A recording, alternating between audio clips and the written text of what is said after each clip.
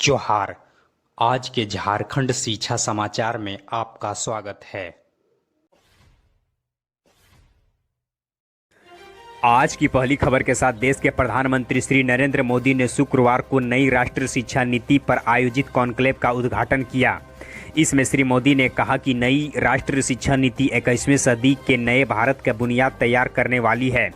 आज के युवाओं को जिस तरह की शिक्षा की जरूरत है, राष्ट्रीय शिक्षा नीति में इन सभी बातों पर विशेष फोकस किया गया है। साथ ही प्रधानमंत्री ने वीडियो कॉन्फ्रेंसिंग के जरिए देश के शिक्षकों और छात्रों को संबोधन करते हुए कहा कि आप सभी को दृढ़ इच्छा शक्ति दिखानी होगी। भारत के वर्तमान और भविष्य को बनाने के लिए आपके लिए ये काम एक महायज्ञ की तरह है। इधर जेक बोर्ड की विश्वसनीयता पर एक बार फिर से प्रश्न चिन्ह लग गया है। शुक्रवार को एक व्हाट्सएप ग्रुप में जेक बोर्ड के एक दैनिक कर्मचारी के द्वारा कुछ अंक पत्र शेयर किए गए हैं, मगर इस अंक पत्र में लिखे गए रोल नंबर और रोल कोड फर्जी थे। इसके बाद मामले ने तूल पकड़ लिया। थोड़ी ही देर में मैसेज के स्क्रीनशॉट के साथ अंक पत्र वायरल हो गए। ये सभी अंक पत्र बोकारो जिला के इंडस्ट्रियल एरिया के हाई स्कूल के हैं। इस मामले में जेक के उपाध्यक्ष श्री फूल सिंह ने जांच के आदेश दिए हैं। कमेटी का गठन किया गया है। साथ ही जेक के उपाध्यक्ष ने कहा कि अगर किसी कर्मचारी इस मामले में संलिप्तता पाई गई तो उन पर कानूनन कार्रवाई की जाएगी।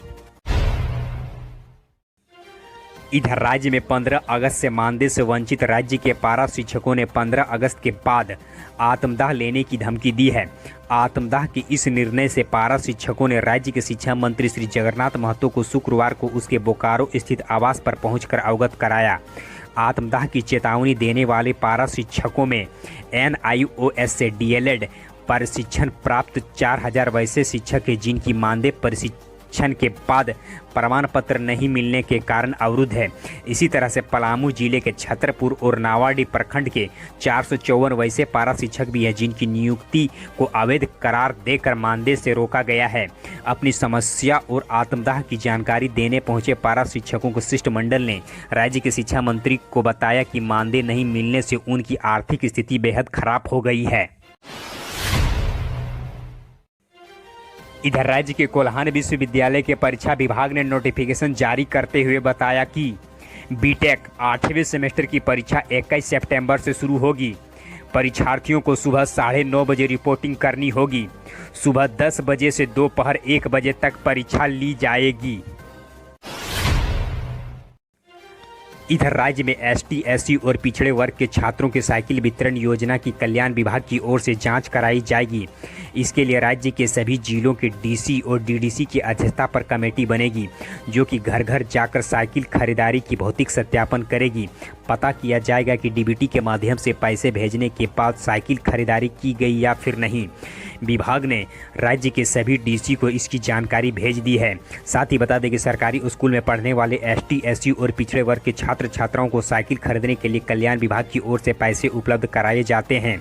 विभाग ने सत्र 2019-20 में साइकिल के लिए छात्र छात्राओं के खाते पर पैसे भेज दिए थे, पर कई जगहों से शिकायत मिली है कि साइकिल की खरीद नहीं की गई। इस पर विभागीय मंत्री श्री चंपाई सोरेन ने जांच का आदेश दिया है। इधर राजधानी में XISS के द्वारा शुक्रवार को वेबिनार का आयोजन किया गया। इसका विषय था महामारी और उसके बाद अर्थव्यवस्था पर इसका प्रभाव। कार्यक्रम में फादर जोसेफ मरियानुस कुजूर ने कहा कि महामारी के दौरान राज्य में बेरोजगारी का दर 33.7% बढ़ गया है। बेरोजगारी में झारखंड देश में दूसरा स्थान पहुंच गया है। उन्होंने इसे राज्य के युवाओं के लिए गंभीर समस्या बताया। राज्य में बेरोजगारी दर को कम करने के संबंध में आप अपना सुझाव नीचे कमेंट बॉक्स में अवश्य दें। इधर स्वतंत्रता दिवस के समारोह पर राज्य के शिक्षण संस्थानों पर राष्ट्र ध्वज फहराने का कार्यक्रम होगा। इसके लिए झारखंड सरकार के उच्च तकनीकी शिक्षा और कौशल विकास विभाग तथा स्कूली शिक्षा एवं साक्षरता विभाग की ओर से कोविड-19 के मद्देनजर विस्तृत गाइडलाइन जारी की जाएगी। कार्यक्रम के दौरान न्यूनतम लोगों की उपस्थिति से लेकर शारीरिक दूरी का पालन करने संबंधित दिशा निर्देश जारी किए जाएंगे। विभागों की ओर से इसकी रूपरेखा तैयार की जा रही है। ऐसा पहली बार होगा जब स्वतंत्रता दिवस के समारोह के अवसर पर शिक्षण संस्थानों में सांस्कृतिक कार्यक्रम का आयोजन नहीं होगा। राज्य के विद्यार्थियों को समारोह पर हिस्सा लेने नहीं बुलाया जाएगा। साथ ही बता दें कि समारोह का लाइव प्रसारण विद्यालय फेसबुक के जरिए कर सकेंगे। विद्यालय के व्हाट्सएप ग्रुप पर गतिविधियों की वीडियो डाली जा सकेगी। इधर कोरोना के बढ़ते संक्रमण के मद्देनजर विनोद बिहारी महतो कोयलांचल विश्वविद्यालय ने स्नातक और पीजी छात्र छात्राओं को प्रमोट के लिए निर्णय लिया है। हालांकि विश्वविद्यालय प्रशासन ने यह भी स्पष्ट कर दिया है कि वैसे छात्र छात्राएं जो पिछले सत्र में फेल हुए थे उन्हें वर्तमान सेमेस्टर पर प्रमोट नहीं किया जाएगा।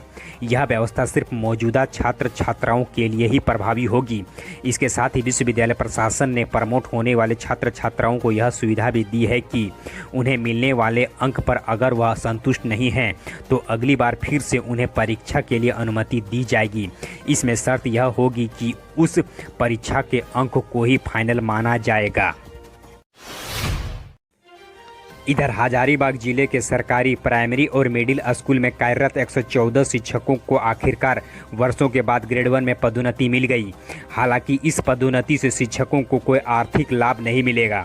जितने वर्षों तक मामला अटका पड़ा था इतने साल का आर्थिक लाभ देय नहीं होगा। इसी शर्त के साथ शिक्षकों को पदोन्नति दी गई है।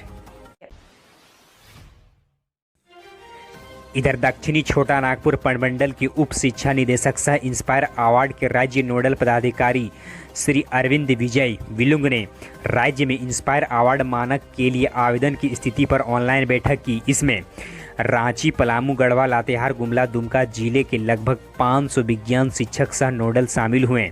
उन्होंने कहा कि इस प्रतियोगिता में हर कोटि के स्कूल हिस्सा ले सकते हैं जहां 6ठी से 10वीं तक की कक्षा की पढ़ाई होती है। साथ ही उन्होंने कहा कि हर स्कूल से कम 5 बच्चों का रजिस्ट्रेशन सुनिश्चित कराएं। इसके लिए 30 सितंबर तक का समय दिया गया है। एक और अंतिम खबर में राज्य के 8 विश्वविद्यालयों में चांसलर पोर्टल के माध्यम से डिग्री 1 सेमेस्टर में एडमिशन के लिए ऑनलाइन रजिस्ट्रेशन शुरू हो चुका है। 8 विश्वविद्यालयों में ऑनलाइन रजिस्ट्रेशन में विनोद बिहारी महतो कोयलांचल विश्वविद्यालय सबसे आगे है। BBMKU के अंतर्गत धनबाद, बोकारो जिले के डिग्री कॉलेज हैं। BBMKU के कॉलेज के लिए अब तक 12,840 आवेदन प्राप्त हो चुका है। वहीं दूसरे स्थान पर डॉक्टर श्यामा प्रसाद मुखर्जी विश्वविद्यालय रांची के में आवेदन प्राप्त हुआ है।